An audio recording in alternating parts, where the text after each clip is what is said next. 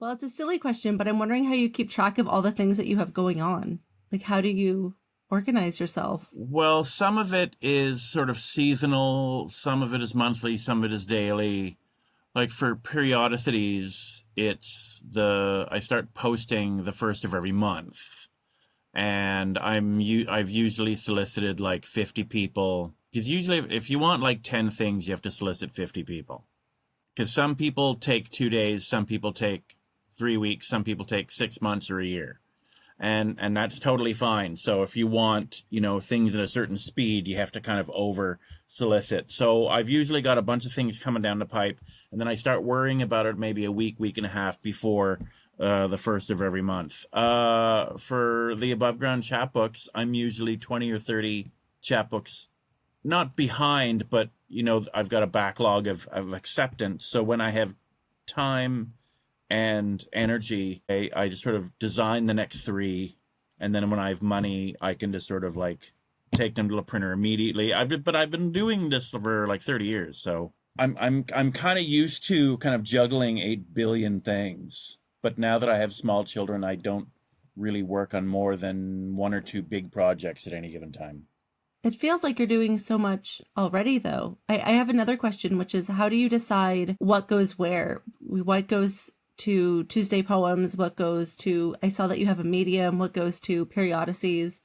Is it just you read it and you have a vibe for it? Is there an internal logic? It depends on what I'm working on. But there are, like for Touch the Donkey, the Poetry Quarterly, my interest there is leaning more experimental.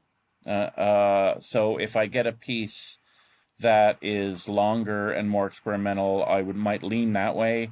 The Tuesday poem series at Doozy, I'm not repeating any authors, so if I get a piece that comes in that's amazing and I've already published someone in a series, I cannot consider it for that. I like doing those sorts of limits, so then it's less likely to turn into Rob and his pals, and it forces Yeah. me to look further afield for writers. Which I think is good for my own just reading, let alone anything editorially. But yeah, anything more experimental, I'll lean into Donkey. It kind of depends on like if I have gaps in the next issue of periodicities, the next thing that comes in, I might filter that way.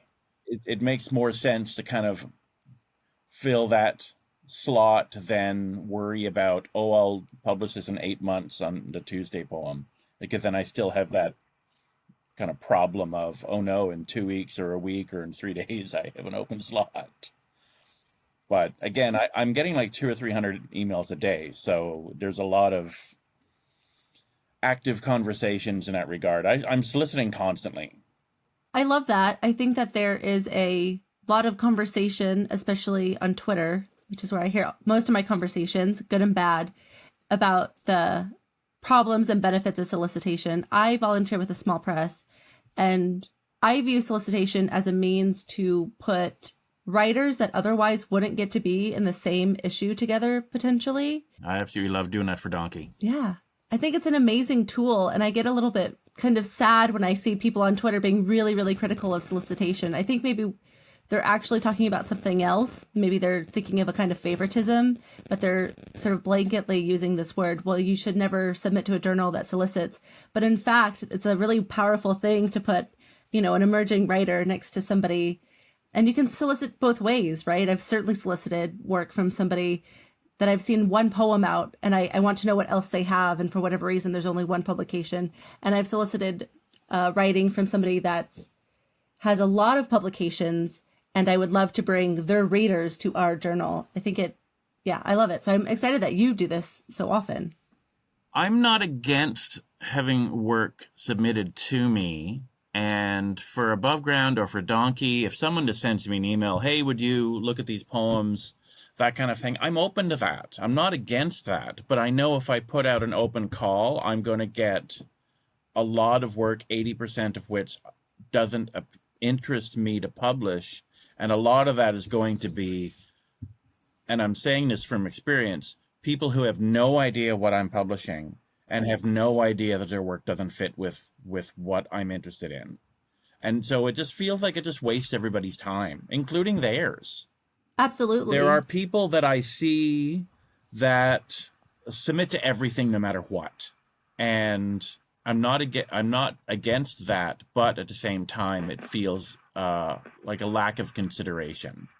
Because not every writer is going to fit into every journal. Not every poem is going to fit into every journal. And it's just that lack of consideration. Like, why are you sending me this? This doesn't fit with what I make. Why would you think I would like this? I think also there's a self-protective benefit of not doing that, because there are a lot of writers that are still very affected by rejection. So if you're somebody that is very affected by rejection, you're going to be upset if you get a rejection. It's even more reason to not like put yourself on the chopping block without having first considered if that journal makes sense for you anyway, right? Because it's like you're asking to have your feelings hurt. Well, and it's misunderstanding the whole process, because I've published 40 books, yes, and I still get rejected a lot. Or my work is rejected, right? Like, oh, we have and there are a lot of reasons why work gets rejected, right? We have 20 slots and we got 800 poems. That's a good reason to have a journal say, we just can't fit it. Or it doesn't make sense with the other poems we've got going on in there. Or, there's a billion reasons, none of which are, I think your work is bad and you're a bad person. And I don't understand why writers sort of presume that sort of, like, we're not rejecting you as a human being. Like, you can publish wherever you want. This just doesn't fit with the journal.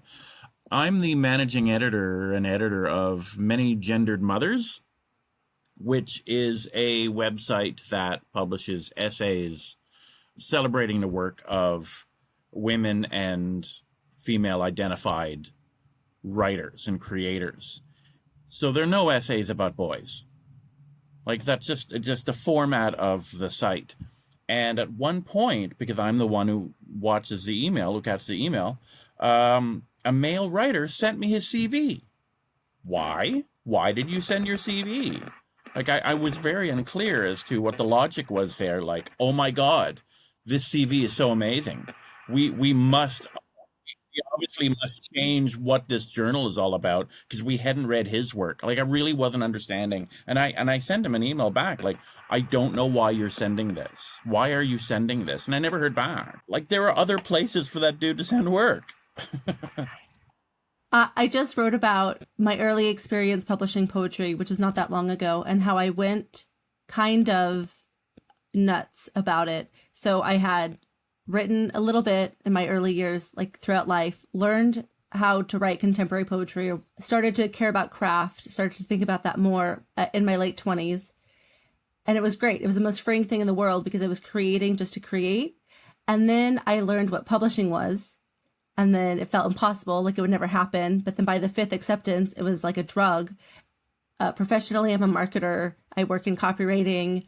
There's a lot of sales energy to it. So I took that business mindset and I almost ruined poetry for myself completely. So I 100% have been that person that's like, people that publish poem, I have poem, I send poem, and did tons of them.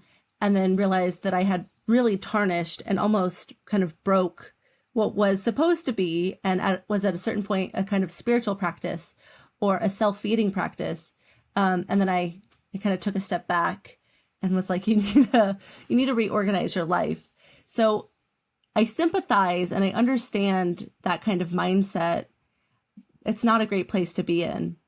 And also, I will say, when you become overly obsessed with acceptances, or publishing or having your work being seen, and you believe that the only way your work can be seen is if other people publish it for you, right? I think we are kind of dismissing the power that self-publishing or just posting your work on Instagram yourself can play. I don't think that that's like a route to completely ignore for a lot of people. But I think another problem is that I had like the editor in my ear as I was drafting. So then I wasn't even writing poem. When you're doing that, when you're like imagining what the person's thinking when you're writing, you're not even writing anymore. Yeah, you shouldn't have that editor in first draft. You should have that editor as you're kind of trying to figure out how does this work? How do I make this better? How do I improve this? But then, like if someone's writing a sonnet and they've never read a sonnet, anyone reading that sonnet is going to compare that sonnet to every other sonnet they've ever read. And for someone who is writing to not understand that context, that they're going to be read in context of other works, it becomes really self-defeating, right? Yeah. Like if you were a designer of and builder of computers and you put a 586 or a Commodore 64 on the market now, the market would laugh at you. The market would be like, dude, where were you like 30 years ago? I don't see why art is any different. Like, it doesn't mean you have to reject certain things, but just be aware of the context in which you live and in which you work. Be aware of the work around you. Understand the foundations from the past, for sure. You can't do it without that, but you need to be aware of what's happening around you currently. And wouldn't you want to? I would never go and make a horror film because I don't watch horror films. I'm too scared. Like, that would just never be a medium that I would ever enter into. So I do find that it's interesting. I think that poetry and maybe writing in general, literary writing tends to get this, where poetry may not be the medium if you aren't interested in reading any kind of contemporary poetry. Well, yeah, you have to be interested in the medium. Yeah, there might be other mediums for you that you might love about 1,000 times more, because if you're not consuming it, you're probably not going to enjoy making that as much as maybe this other thing that you're really, really interested in. Yeah, I find it really odd when I interact with someone who wants me to read their work, but they don't read anyone else's work. Like, well, and how am I supposed to trust you? Why then you want attention. You don't want to participate in like Robert Croach called literature a conversation. And to me, that makes the most sense. You're in conversation with other works, with other writers. Just by writing a line, writing a page, writing a poem, your work is in conversation with other works. That reminds me of something that you said on the Of Poetry podcast, where you said that you don't call yourself a poet. And I was listening to that conversation and I felt a little bit bad because I think I had heard maybe David Naiman say that before. Somebody had said that before. Really early on when I started writing poetry, and I thought that is exactly right to me. I'm also not going to call myself a poet. I'm okay with writer. And then within the last couple of months, for SEO reasons, for like genre searchability reasons, I was like, okay, we'll start saying Megan Nichols poet. It's easier. People can immediately understand what that means. And maybe there's some validity to that, but I do really like and think it's worthy having a conversation with yourself to decide what you identify with first, or maybe at all.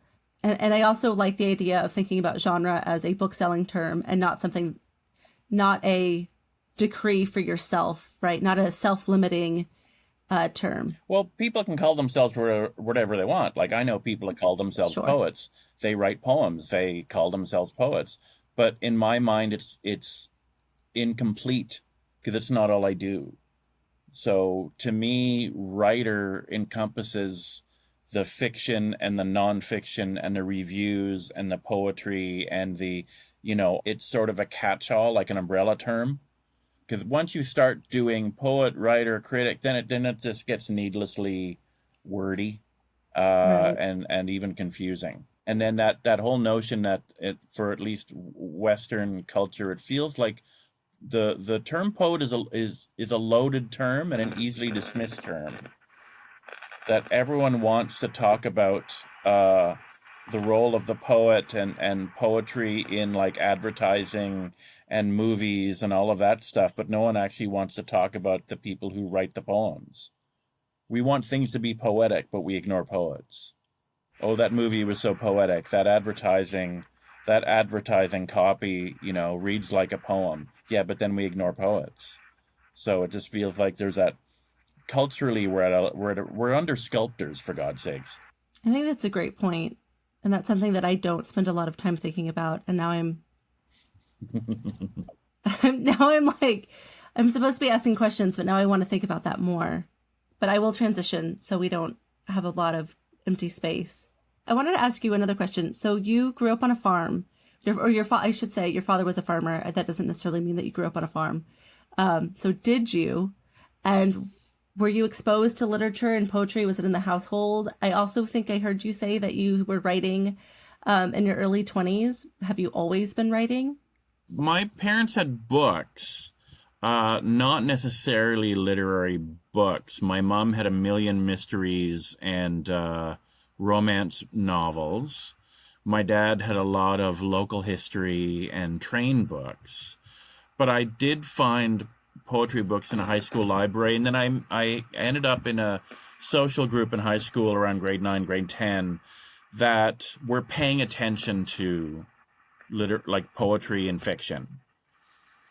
So I really got exposed through the social group, and it just made me look for things, especially in the high school library.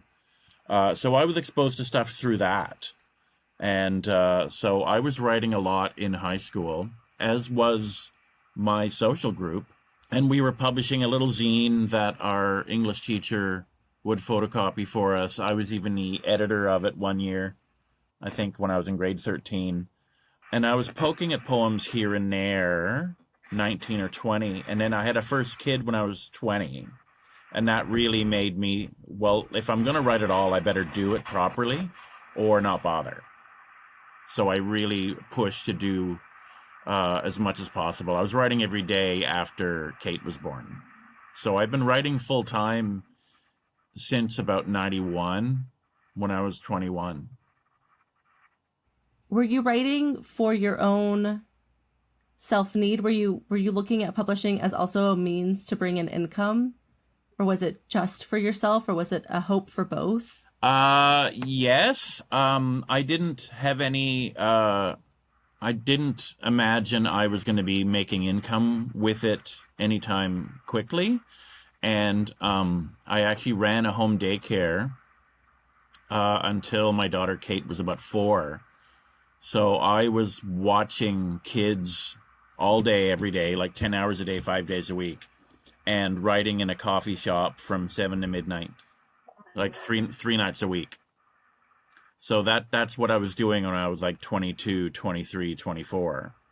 And I would spend Saturdays, like every second Saturday, I would be in the University of Ottawa library just researching, going through like 60s, 70s, 80s, 90s Canadian poetry, just trying to learn as much as I could.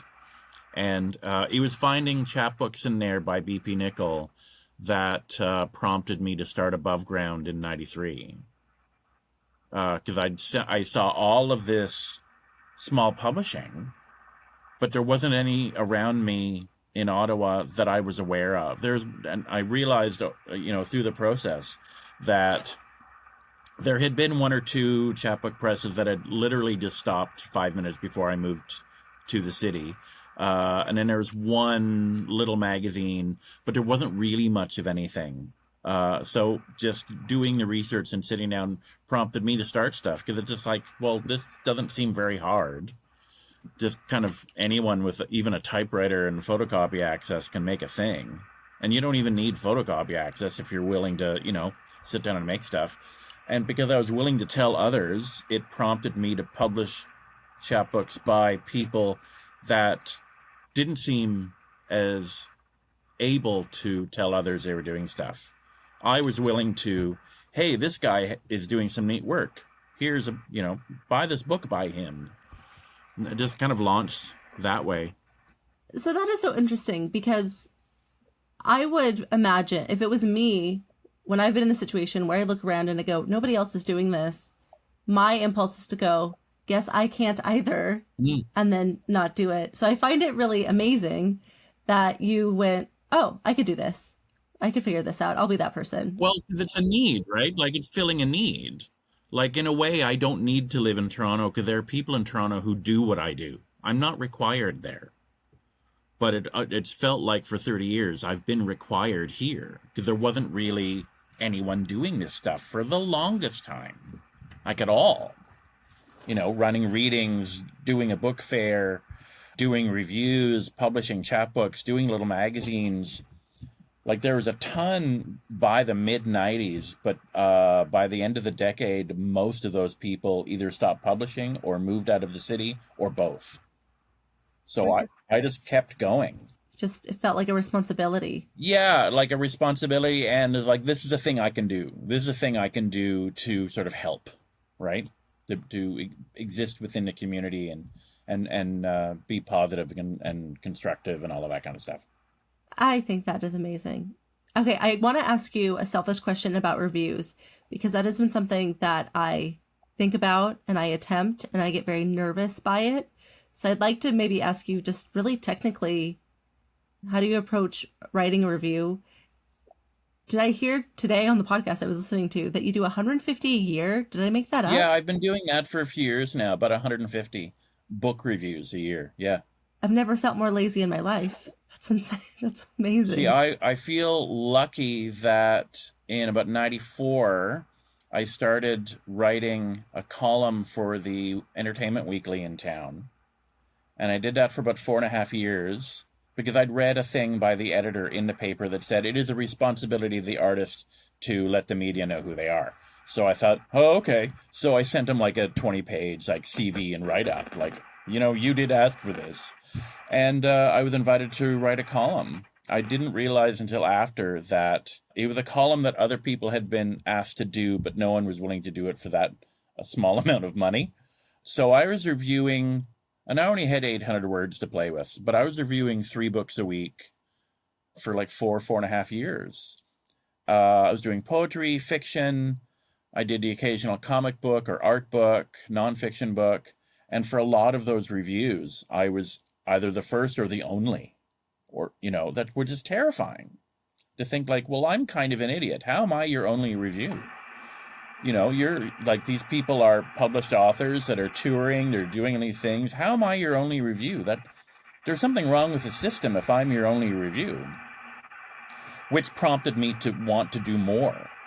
But then having that weekly, my editor didn't care about anything but word count. It allowed me a lot of freedom to figure out how to review. What are they attempting? How well are they doing it? And in the context in which they are doing it, trying to figure that out in an articulate way. Because whether or not I like it, it doesn't matter. If that makes sense. A review isn't how Rob feels. Like, no one cares. Yeah. Like, a review is supposed to be, because if I'm going to write a review that talks about I like this or I don't like this, then the reader of that review needs to know and understand and care the context in which I like or don't like anything. That doesn't feel useful to me critically. What is this book attempting to do? How well do they do it? How does this book fit in context of other books? Right? Doesn't that make more sense? Like, a lot of reviewing feels like, I like clowns. Schindler's List didn't have clowns in it. Therefore, Schindler's List is a bad film. Like, that's nonsensical. And yet, a lot of poetry reviews appear to be doing versions of that. And, like, who cares? Who cares if you like clowns? I agree. I do read reviews that are like that are based on sort of their feeling. And then I think also what happens is then you only write reviews that are very positive and glowing, and which may or may not be a bad thing, but maybe worth considering. And then another type of review that I read that I personally am sort of terrified of is one where the reviewer is summarizing the story and emotional intention of the piece and not necessarily the craft aspect of the piece. So for instance, I have a little baby chapbook out, and I read a review, a very short one, but it talked about like my own feelings of never wanting to have kids and struggling with infertility and then having kids. But I had never said any of those things explicitly at all. I could imagine after reading the review, I was like, oh, I guess I could see how they sort of developed this story. But it was just really interesting because the review was almost like a retelling of the story, almost like a book report. And then I was like, I could never write this. This is so scary. It was very presumptuous. Like years ago, I did a book for Arsenal Pulp Press. It was Ottawa, the Unknown City. It was a tourist book for locals kind of thing, right? So it's like where to buy pants if you have no money, some money, too much money, all the restaurants, and a bunch of history. And I got a review in a crappy weekly, and the review basically said, well, I wouldn't have done it like this. Well, so who are you? Was the book interesting or was it not? Did the book make sense? Is the book something that you would think would be interesting to a reader? Did it achieve what he was aiming to do? Is it a good book in the series?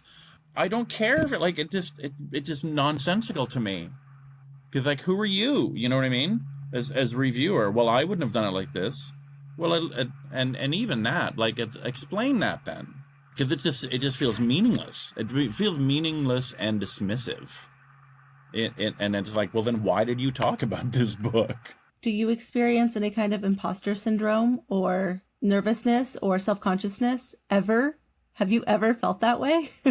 Well, I know there are times when I'm reviewing a book that halfway through I do wonder, do I know any of what the hell I'm talking about?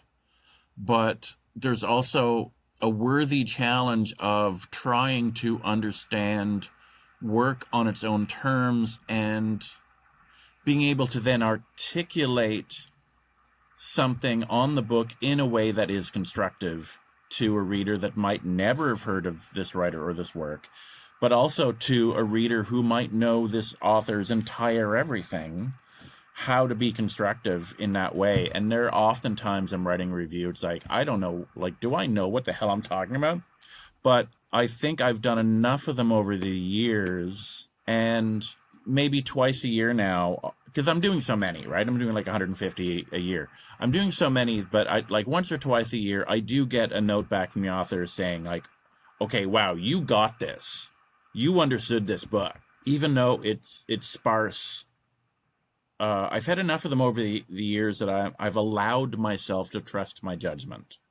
But then too, just to finish that thought, if the review doesn't feel finished, I have to then listen to myself of, I need to work on this more because it doesn't feel finished, and I have to trust that. I'm just sort of observing, it sort of feels also like you are very good, or perhaps this is your natural inclination, to decenter yourself. It sounds like you're not writing the review thinking about how smart you're going to look, how insightful you're going to be. You're not sharing other people's work to reflect back on you.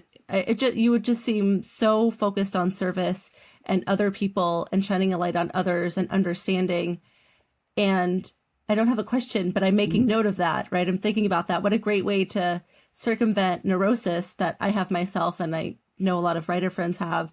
But at the root of that, right, is how I'm going to write this review and how are people going to perceive myself.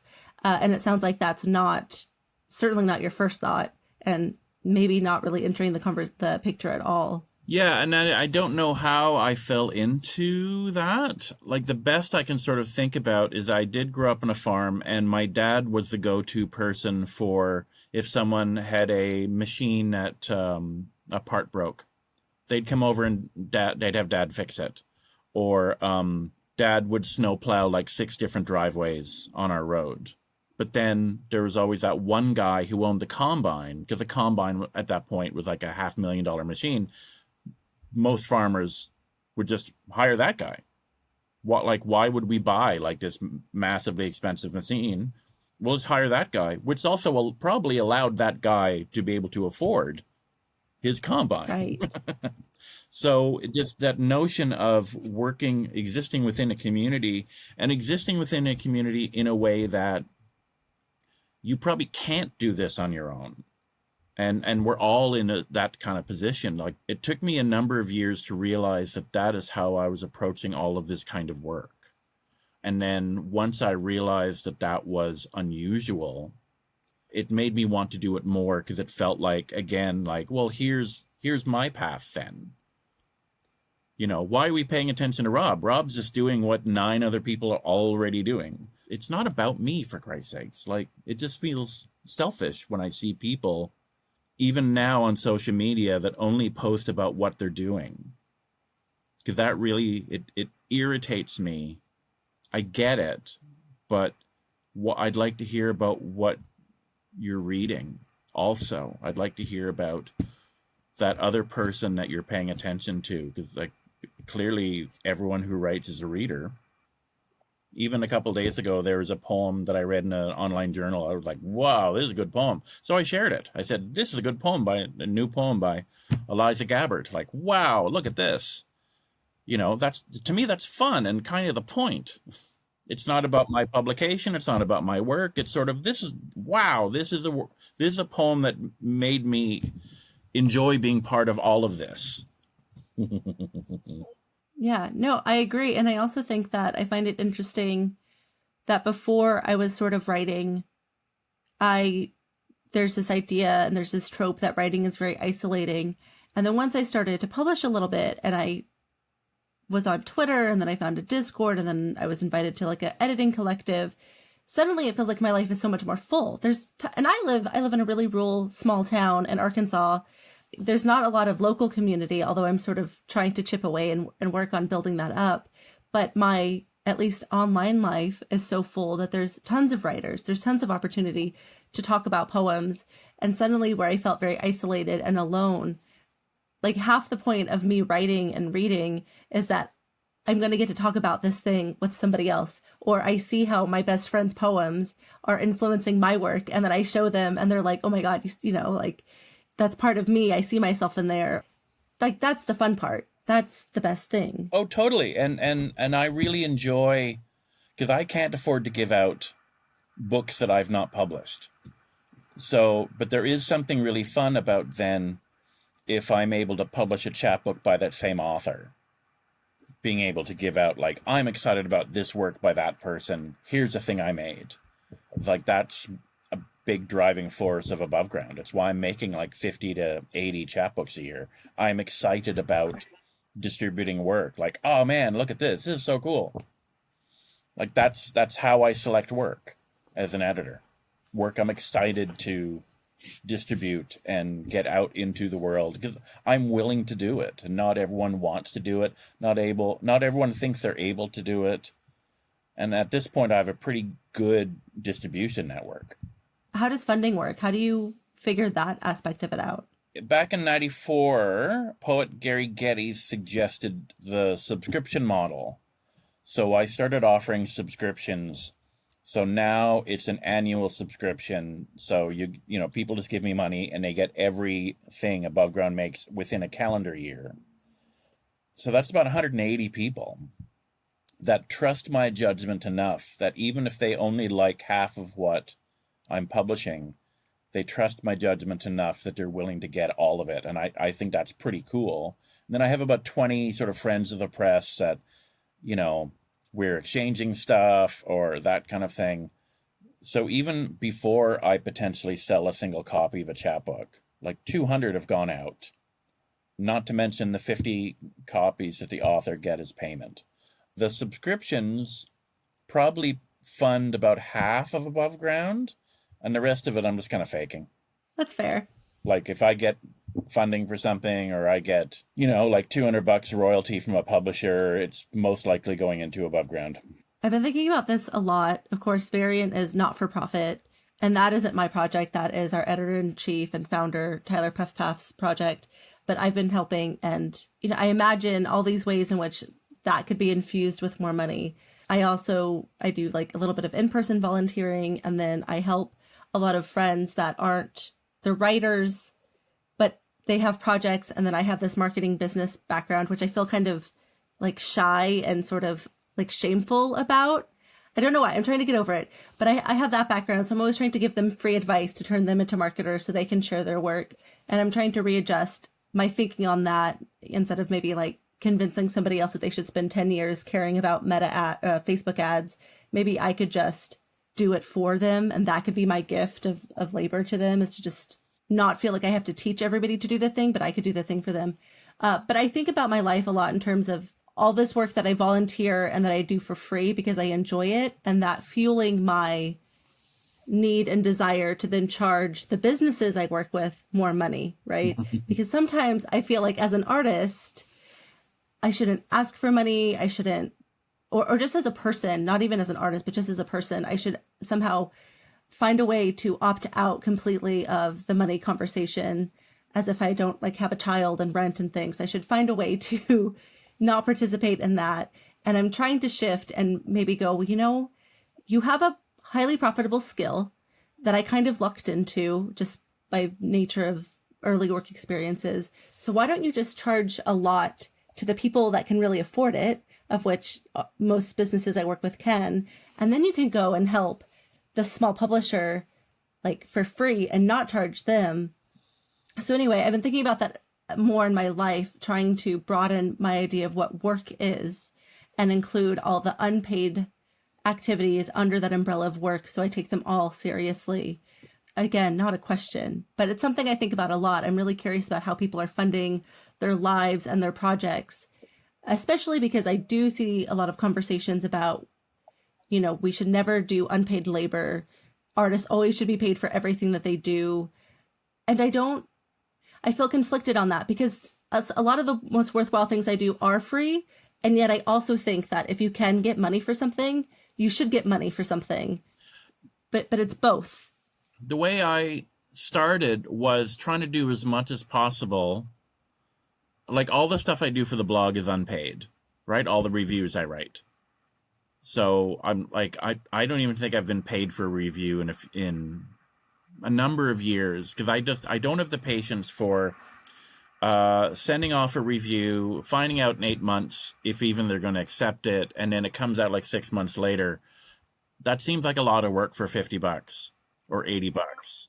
And you probably haven't really helped the author in that case either. It doesn't really help them that the review comes out. Yeah, and I just don't have a lot of patience for that kind of timeline. 'Cause for me, the reviews I am doing are aiming to be immediate, and they're aiming to be utilized by the publisher and author.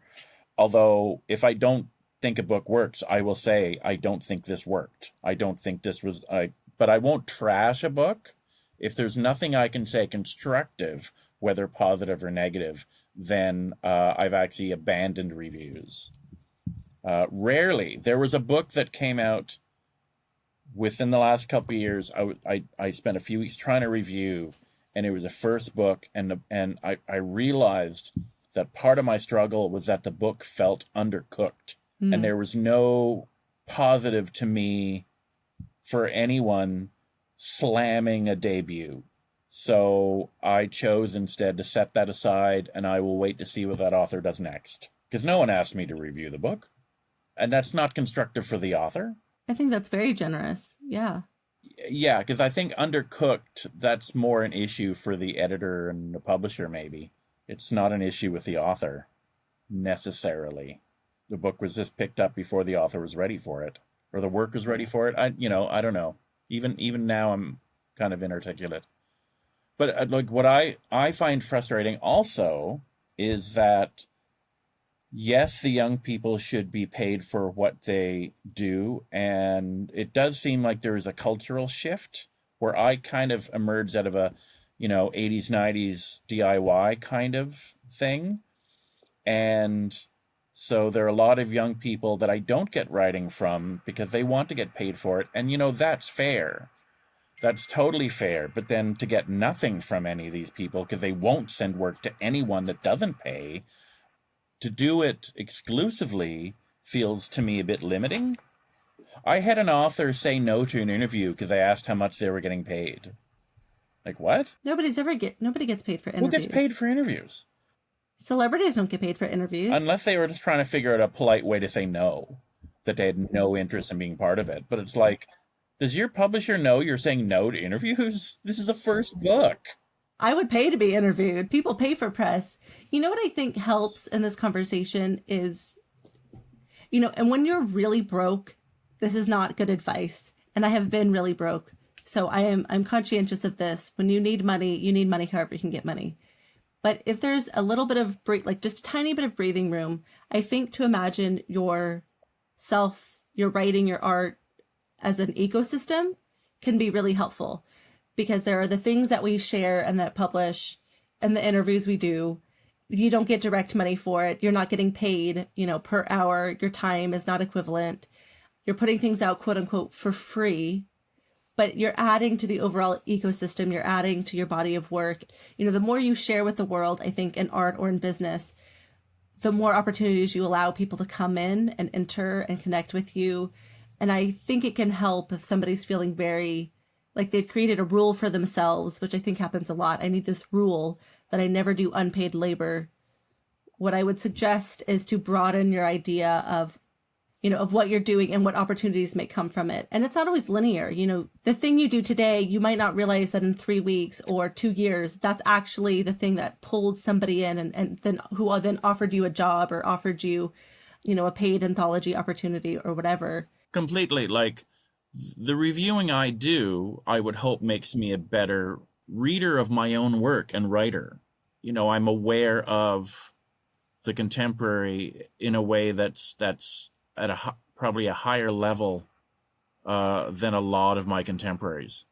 I'm always surprised when I have contemporaries that don't know about certain other authors, because I've reviewed, say, all 6 of that person's books. It makes me a deeper reader, which has led me into being able to do longer essays, and even just an interview might help me clarify my thinking, which I appreciate, because then it's just not me in my head, my own little bubble, right? Because that can veer off into stupid pretty easily. But to sort of exist within this larger knowledge, like it does remind me that there's nothing more irritating than seeing a brand new book and realizing that someone else did it better 20 years ago, but that author of the new book probably has no idea that person 20 years ago existed. And I just find that so frustrating. It's like, but we're supposed to be making this better. We're supposed to be moving, forward. But it's, again, why I do so many reviews. There's no point, in a way, of creating further work unless we understand the work that already existed. Why are we reinventing the wheel? We should be building cars, like that kind of thinking. We should be moving. That's already been done. Like, if you want to add to it, that's cool. If you want to build on that, that's really neat. But if you're just going to redo it and you're not going to do it as well, then you're just wasting everyone's time. I can just go back 20 years and read that other book that's on my shelf. Yeah, you embody, I think, what we talk about when we say being a good literary citizen, reading other people's work, sharing other people's work, engaging in other people's work. You've built an entire life out of that. But it doesn't just help the actual work you create. I think it also makes you someone people want to talk to, people want to bet on, people want to subscribe to, right? All these free things is also a way that people are like, great, I'm going to bet on Rob. I trust Rob. Yeah, there was one point in the late 90s, early aughts that I realized that because I was focusing on this in a certain way that a lot of my peers couldn't.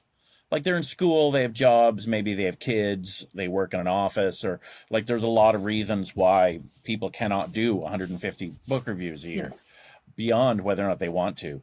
But it made me aware of my contemporaries in a certain way. I put together a book called Sidelines in 2001, 2003. It was an anthology of mainly my contemporaries, so roughly sort of the generation, but various poets from across Canada writing statements on their work. And I had 31, 32 people in there. And through because I was aware of all these people in all these different corners, and I was kind of leaning toward the more experimental. But through the process, at least one contributor told me that I was introducing people in the book to each other. And that felt important, to be able to have that kind of knowledge, to be able to be useful in that kind of way. That, oh, wow, I didn't know that guy in Vancouver was doing anything. That guy who just had a first book. So that was super fun to understand the knowledge that I had been developing and to try to create projects with that knowledge, I suppose. I love this idea of thinking about the thing that you are uniquely suited to do, or what is the thing that you can do that other people can't, or a lot of people around you are not able to do. I mean, for me, at least, it feels like it's giving me a lot of permission to lead into the places that I actually feel very much like an outsider or very weird, instead of harping on myself for those sort of odd obsessions that I have. trying to think about, in fact, if nobody else is focused on that area, isn't that maybe the place that you should move into? So here you have the capacity, the time, and the interest to sustain pulling all this work together where other people won't. And then you kind of rise up to that responsibility and say, yes, okay, I'm going to engage in this. I'll do this work. I just find that very inspiring. It's fun too, but it's sort of like a long game, right? That in the 1990s in Ottawa, it felt like just nothing was happening here. And everyone ignored Ottawa, even though there are some people doing stuff in various corners.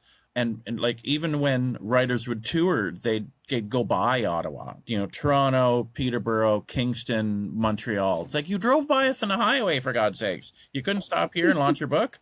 But there were a number of us in the 90s that just kept going. And it eventually developed into a kind of hub, right? Like, communities aren't linear trajectories. They're like hubs that, like, Iowa Review is a hub, or Poetry Foundation is a hub, or like people go into that central point and move out from that central point. And I like that there are a number of us in Ottawa that are now hubs, and that's really neat. If you feel outside, you build a thing and people collect around you, and then suddenly you're in the center. But then there's going to be like maybe 3 or 4 centers that are around you too, which is kind of fun. And there's all these weird overlaps and all of it, Yeah, I mean, again, I think that's amazing. Instead of focusing on where you are not included and seeing that as like a detriment, look at this opportunity to go, not only to be of service, but then also to benefit your own, your own soul. I'm going to go double up on my efforts to get a small writing community in my town. I started a little bit and then I felt discouraged and I went, well, maybe I'm not the one to do it. And now I could do it. There's writers and poets around me. I can find them. I can invite them into my home or figure it out. I should do that. Yeah, and then if you do it long enough, if anyone drives through that area, you become sort of a person to visit, or a place to go to, or a place to attend to, like, oh, wow, no, we have to go there. There's a ton of stuff going on over there.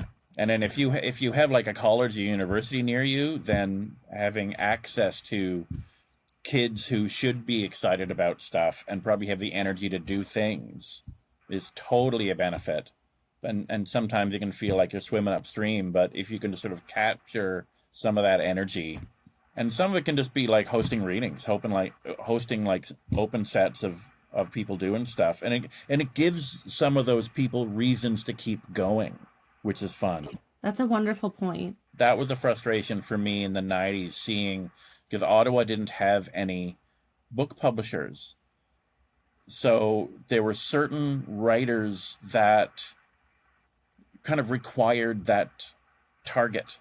Oh, I'll get a book to them.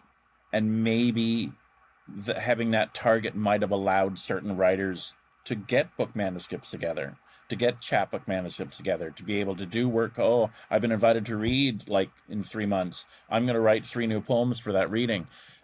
Some of that activity allows certain people the permission, like you say, to kind of just push slightly further, and maybe just keep going. I think that's an amazing point. I mean, I'm sort of sitting here selfishly going, there's not a lot of other writers that I can learn from, that I can speak to, without even considering the fact that there are probably a lot of people, as I was, that wanted to start writing poetry, that were interested in that medium, that maybe was doing it privately. They might not even understand the access that they could have to publishing it, to getting other people to listen to it, speaking it out loud and having readings. And that really what you're doing is not, how can I find mentors and teachers? But in fact, maybe there's like a kind of rising up of writers that are like budding and ready to come up. The first contemporary poet I even sort of learned of, I met randomly when I was 18 out of college, and then I ended up leaving school early. And we were Facebook friends, but I didn't really read much poetry from like 18 to 28. I was very busy, overly focusing on domestic life. And I had decided that art was bad and I needed to do something practical, like learn how to quilt. I was going to take care of chickens and quilt, and I wasn't going to make art, which was silly because I don't know how to quilt and I'm afraid of chickens. That can be a fine life, though. That's an admirable life, if you want it. It wasn't one for me. Yeah, if you want it. What I learned is you have to actually want the thing. You can't tell yourself what you want. But then when I was 28, I emailed that poet I met when I was 18 because she was just the only poet I'd ever face-to-face met. And she was so kind. And I still remembered her writing. It was still in my ear, the poetry about her grandfather, and said, can you talk to me about poems? Can you teach me about this? And it was because of her that I started writing and reading, and she was sending me prompts and she was sending me books. And here's Jack Gilbert, go learn about this, what you can have access to. Anybody can do that. At any stage, you can do that. If you have even a little bit of interest, I don't need to become some amazing, famous poet to go and do a similar thing for somebody else in my area. And I just hadn't even considered being within a community and participating in the ways in which you want to participate. Like that's fun. And there's something really lovely about that. I've been running a book fair twice a year since '94. And it's fun to realize the publishers that are aiming that twice a year for new publications. It's, I should make more stuff for book fair. I like that exists. And maybe there's certain publishing that might not have occurred without book fair. Like the fair's going to be 30 this year, which is nuts to me. But can I ask what it's like to work with your partner? She's also a poet. Do you do all projects together or some, or am I misunderstanding? We were attempting to, like, she has a full-time day job, which she likes very much. She's a book and paper conservator. We were attempting some collaborative writing a long time ago. We got maybe half a manuscript, and we haven't done anything like that since our daughter Rose was born, and Rose is 10 and a half now. But I haven't given up on that being a thing that we finish. But she resists me in a lot of ways, because obviously when we got together, she was working on a first book and I'd had like 32 books or something. So it seemed entirely reasonable for her to want to do her own thing on her own terms. I solicit work from her occasionally and she totally resists, which she is completely allowed to do. She wants to publish with people that she's not married to, that don't live in her house, like that kind of thing. Yeah. For about 10 years, I was a book publisher until we ran out of money. And I had two different friends say, I would like to get a book published by someone who's not my friend. It was that sort of idea that I want to make sure that the work has value, like the work is good enough to get published by someone I'm not friends with. And that totally made sense to me. Yeah, I was slightly frustrated because I wanted to make books by these two people, but they had every right to say I'd like to be published by people who aren't my friends. And I think that's a lot of Christine's resistance. But she does have a third book out this fall. I was reading about it. Remind me what it's going to be called. Toxemia? Toxemia. It's called Toxemia because the babies, both of our children nearly killed her. So she's sort of like a lyric memoir hybrid, going through some of that and then historical considerations of it used to be called, it's called preeclampsia now, but it used to be called toxemia. It's what killed Lady Sybil in Downton Abbey. This thing that's not really fully understood even by people who are attempting to understand it. You know, any female health stuff, you start looking at the Victorians and it becomes really just horrific, some of that stuff, let alone what's going on now in your country, for God's sakes. Yes. Yes. Yes. I agree. But yeah, so it's sort of playing with a lot of that. Like her first two books were more straight poetry, but this one is sort of playing that hybrid. I'm excited to read it. And I also, I love is it Sheila Hetty? She says she writes books, and she decidedly, I also remember a quote from her. She said, why would you write poems when you could write prose? Which kind of made me chuckle a little bit, but she's like not interested in genre. She sort of lets other people figure that out. And that's something for myself that I feel both excited to read from other people and interested by other people, but have been too afraid to explore more. I sort of feel like I'm being personally radical when I write a prose poem. But I am hoping as I read more and write more, maybe I can feel less constricted in my own writing. I'm excited when other people are they're creating books, they're creating manuscripts. They're not so worried about tidiness. Yeah, and genre is a strange thing, isn't it? Like, to me, Lydia Davis, her short stories are more poetic than Russell Edson, who wrote prose poems. His prose poems feel more like little short stories. Titling genre in a certain way is just arbitrary and kind of meaningless. Like Michael Turner in the 1990s and the 1980s would just write books and hand them to his publisher. And so his book, he had a poetry book about sort of a fictional band sort of playing off his time in the 80s being in a rock band out of Vancouver. And so he had a poetry book called Hardcore Logo, and it's sort of these weird little poems that fit together into this larger sort of narrative book-length thing. So it was published as a poetry book. And then it was adapted into a feature-length film. Wow. Which is super cool. How many poetry books are adapted into feature-length film by Bruce McDonald, who did like Roadkill, Highway 61. He was like this.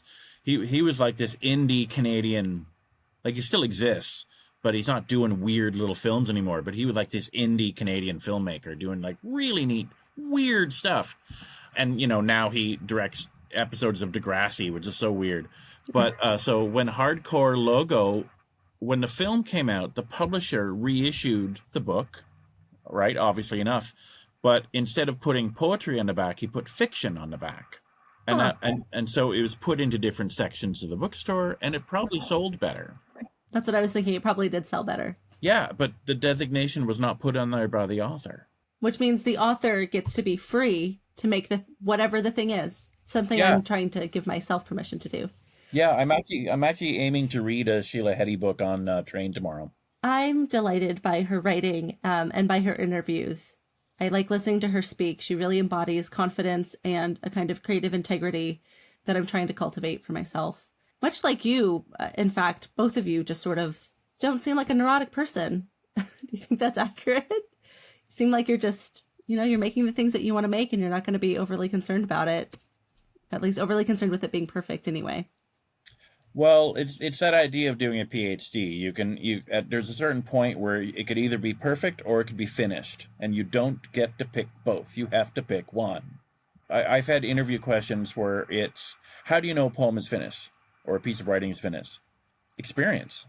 There's no need for me to go beyond that one-word answer. Experience. And in the 90s, I was handwriting 30, 40, 50 drafts of poems, where now obviously most of that process is internal, just through working that muscle. Like I'm totally working class approach of get up, do the work. And then the more you do it, the better you are at it, whatever it might be. I'm trying to convince my 8-year-old that she actually needs to practice her ukulele if she wants to get better at it. You have to sit down and do the work. Yes, I am practicing. My son and I are practicing catch. That's really what it is. I'm like, you have to set a timer and you just go out. It doesn't matter if you drop it every single time. I promise eventually it's going to work. And then I overextended myself a little bit and decided I'm bad at podcasting. I've not done it. And you're bad for me. I'm bad at everything the first time I do it. That's just how life works. So I'm going to do like 14 interviews. I'm going to do as many as I can. And I'm going to keep going because then eventually I'll get a little bit better. It's not the matter of time, right? It doesn't matter if I do this for 8 months. It matters how many interviews I do, how much editing I do. That's the only thing that's going to get me less awkward, hopefully. And I did deliberately spend my 20s working that muscle of routine, because I knew if I didn't give myself a routine to get a certain amount of work done, I wouldn't get around to it. So I was aiming to start 3 poems a week. By 94, I was writing 5 hours a day, 6 days a week, because I knew if I didn't sit down and do that, it wouldn't happen. And if I wasn't going to be producing, then I might as well just go get a job. I mean, I think that's incredible. I think that's an insight that I certainly did not have in my 20s, and that I meet a lot of people now that are sort of lacking. I don't know why, though. I don't know why that disconnect. It seems quite obvious. Right. I read a Margaret Atwood line really, really early that if you want full-time out of it, you have to put full-time into it. And I even saw someone on Facebook post the other day that a lot of people want the reward that they won't put the work into getting. Like a lot of writing students who just won't, who want to get the agent and they want to have the novel published, but they won't sit down and do the work that is required to get to that point. Like, well, I guess you're not cut out for it then. Like, that's the only way to get anything done is like literature is the long game. It's totally the long game. Like, there are certain writers that are celebrated that the beginning of their career, they're probably ignored. In the middle of their career, they're probably ignored. And then at one point, they're celebrated for having this long career. It's like, well, where were you before?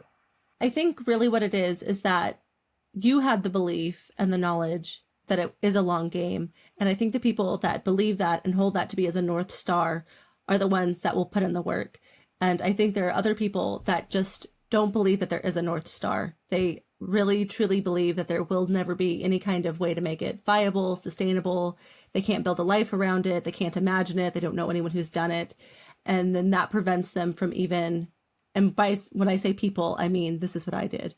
That prevents me from even having engaged with it as seriously as I think that my soul wanted to. And it took me succeeding in other areas of my life where I did put in the effort, but I didn't actually really want that reward, and kind of achieved unlikely things. And then I went, oh my God, actually, I could have done anything. Like, whatever goal I had picked, I truly could have achieved any goal. It was just a matter of spending 10 years on it. You spend 10 years doing literally anything, you're going to be good. One would hope, yeah. You'll be better anyway. You'll be better, yeah. You'll probably be good enough to scrape, to put together a living and like your life fairly well. And so now it's like, well, gosh, I should have spent the 10 years interviewing people and writing the poems. You do what you can when you figure it out, but truly believing that there is a North Star and working toward it, I think is how you sustain yourself through that, the difficult beginning. Yeah, and like the book of short stories I have out in August, I started sending that out in 2016, and I'd already been 3.5 years working on it at that point. And then I worked on it for another 3 years. So, that's more than a decade with that one particular manuscript. Like, I'm working on other things simultaneously, but it's still like I wouldn't give up on even sending it out. It went through like 30 publishers. You advocated for it. Because I thought the work had value. It reminds me, there's a frustration I have with certain writing programs that someone will get a first manuscript and a first book that is their MA, right? You get your first manuscript, or whether a novel, poetry, whatever else, and then most of those people, you never see a second book because they don't have a reason to keep going. They haven't learned or been taught or been told. Once you leave this program, you have to find your own reasons. And that can be hard for certain people. That there are a lot of, you never see a second book. That's so interesting. There's, in a lot of the business podcasts I talk about, they were, I was listening to one the other day. He was talking about his very first business was starting a restaurant. And, they worked so hard to get it going. It took them 6 months to finally start to break even. And it got better and better and better. And then him and his co-founders kind of sat back and went, you know what? If we become successful at this, it just means we have to do more of this. There is no, it's just, this is the life. So if we're going to become successful at something, can it at least be something that we want to do every day? Because I don't want to make sushi every day. Do you want to make sushi every day? No. And I think that's such a great point. If you become really good at writing and you get published and you get the money and the things that you're kind of hoping for, it just means that you still have to write every single day. So if you're going to get good at something, pick the right game. Or just be aware of maybe what you're good at. Like if you can spend 6 to 8 months building and establishing a successful restaurant, maybe know that that's when you sell it, right? And then it's I don't want to run a restaurant. I like building them. Yeah. Because not everyone knows how to build one. And then you take your money and it's like, all right, I'm good. Yeah. Yeah. No, that is a great point. Can I just ask you one more question? Thank you so much for your time. You're so lovely. I'm so happy to have gotten to speak with you. One day when I'm better at podcasting, I would like to interview you again. So I will bother you eventually. It's fine. But my final question is, so you've got 3 kids, 1 adult kiddo, but they're always kiddos. I can't imagine my 8-year-old ever not being my little kid. But are any of them writers? Do any of your children have they're around books? Are they interested? the 10-year-old has been writing poems for a while now. 2 nights ago, and we had a vague sense that she was doing something, and is totally on her own. She's smart as hell. We've got her in private school for a couple years between the ADHD and the dyslexia. She is a lot of swagger and confidence, and she talks and moves nonstop, and she's constantly launching into her own projects, doing all these things on her own. It's really fun to watch, but it can be exhausting. There's a mound of paper on the dining room table, and I asked her, like, okay, do you want any of this stuff? This is all your paper. And like, no, to throw it in recycling, because she's not sentimental about most of her art, which is also kind of curious. She makes it, she's happy, throw it out, don't care. My son is like that. I find it, I'm like, I've got journals, don't touch anything. Yeah, that's interesting. So I've got tons of saved artwork by really all 3 kids over the years. So in that mound of paper she told me to recycle was this printed poem for my late father. It even had a title page with a photo and his full name and dates and everything that she clearly found off my website. But she'd built it as this little like folio almost. So I put it in a file, I dated it, and it's over here. It's impressive to me that she's sort of crafting not just the writing, but this like presentable structure in a certain kind of way. And the poem is, it's all about being sad and stuff, but it's sort of composed in these little rhyming couplets, and just like this page long, 1 phrase per line. And she's 10, just doing it on her own. I think that's amazing. I think it's marvelous. And we're just kind of leaving her alone. Yes. On it. She's doing her own thing. We're not going to make it weird. And I didn't even tell her I'm saving it. I also try to let my child do what he's going to do. He has not shown an interest in poetry, but I do worry that I might have ruined it for him, because sometimes he'll say, oh, I have a poem for you. He won't write them down, but he'll have them, and he'll talk in poetry voice. Do you know what I mean? Yeah. And he'll say things like, the moon was so sad, it cried clouds into the mud. And he'll find a lot of cliche, and then I kind of go, but he's like pretending to be a poet, and I'm like, oh no, I exposed you to one too many Zoom readings or something. I have done something. He has a very particular image in his mind of me, maybe, or of poetry. So well, as long as they're sort of, you're feeding them books and feeding him books, and then he just takes or doesn't take what he's going to pay attention to, and just give him books and let him be, kind of thing, right? Like that's, yeah. I think that's the best way to approach it. I know when I was working final edits, not copy edits, final edits for my book of short stories, I was reading, because we take turns with the kids. Each night we'll focus on, I'll put the little one to bed one night, and I'll put the big one to bed next night, that kind of thing, of our 2. And I was reading short stories to the 10-year-old for a few months. I felt like I was kind of tricking her into literature. Yeah. And kind of feeling out even what she was interested in. I was going through a Margaret Atwood book from the 80s, going through some various other things. And I was working on the final edits of this short story collection. I told her, and so she read one of my short stories to me, which was absolutely fascinating. And she had 2 edits that I took, actually. They were good edits. Like little minor things that, maybe move this word, or maybe like this idea doesn't really work, maybe move that.